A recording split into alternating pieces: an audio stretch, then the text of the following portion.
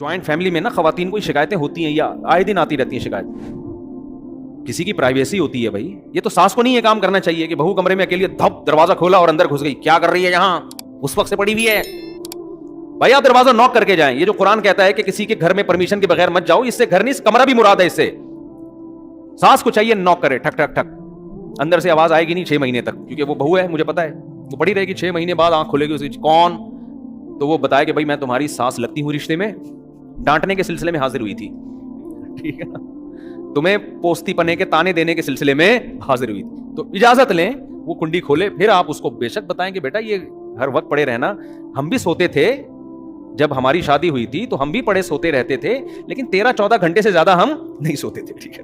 उस पे हमें सलावातें सुनने को मिलती, हम उड़ जाया करते थे, तुम तो 18-18 घंटे सो रही हो, ये बिल्कुल सेहत के लिए नुकसान, घर का माहौल खराब हो रहा है। तो नॉक करके सास भी जाएगी बहू के कमरे में, कैसे नॉक करके। यहाँ भाई शरीयत ने तो यहां तक कहा है कि शौहर भी अचानक छापा ना मारे घर में, वो भी जाएगा पहले इत्तला देके। इत्तला का क्या मतलब, जब सफर से वापस आओ, नबी ने फरमाया अचानक घर में दाखिल मत हो, इत्तला दे दो बेगम को कि मैं आ गया हूं, ताकि वो जीनत इख्तियार कर ले। फरमाया ऐसा ना हो ऐसी कंडीशन में बीवी को देखो उससे तुम्हें नफरत हो जाए, वो चुड़ैल बन के बैठी हुई थी, वो चुड़ैल बन के बैठी हुई है ना, आदमी कहा भाई मेरी शादी इससे हुई थी, अचानक घर में अबे यार असल ओरिजिनल ये है।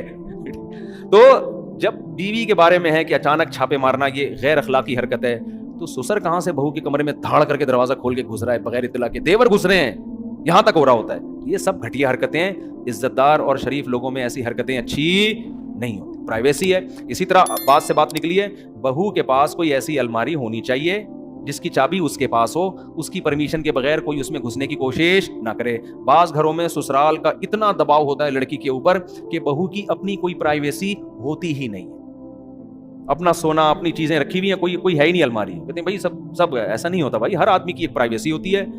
हम जब मदरसे में पढ़ते थे, जो हमारे जो गांव और देहात के बच्चे हैं ना, वो नीचे सरसों का तेल और कंघी और सुरमे नीचे छुपाए हुए होते थे। उन्होंने जैसे ही उस्ताद आते थे वो डेस्क के नीचे छुपा दिए ना, कंघियां वंगियां सारे, सुरमे बहुत लगाते हैं ना गांव देहातों के लोग, और सरसों के तेल पहले जमाने में इतना सरसों का तेल लोग लगाते थे, बच्चे ले लेके उसके सर से अपने सर पे लगा रहे होते। तो जैसे ही हमारे उस्ताद जाते थे ना, वो नीचे से सरसों का तेल निकल रहा है, सर पे मालिश हो रही है, कंगे वंगे हो रहे हैं, शीशे वीशे से ना अपने आप को सेट कर रहे, जैसे ही उस्ताद एकदम छप्पड़ में नीचे छुपा दी।